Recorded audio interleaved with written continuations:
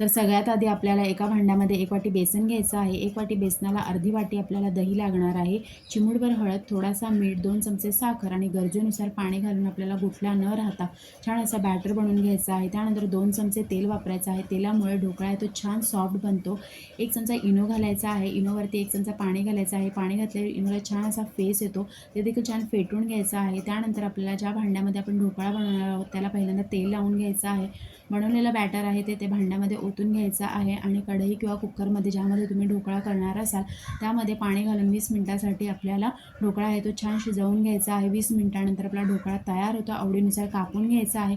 वरून घालायची आहे फोडणी, ते म्हणजे तेलामध्ये मोहरी, कढीपत्ता, मिरची, कोथिंबीर घालून आणि वरून आपल्याला घालायचं आहे 1 चमचा साखरेमध्ये पाणी घालायचं आहे. मस्त मिक्स करून घ्यायचं आहे आणि त्या फोडणीमध्ये घालायचं आहे आणि पूर्ण फोडणी आहे ती आपल्याला ढोकळ्यावर घालायची आहे. तर छान असता मस्त आपला खमंग ढोकळा इथे रेडी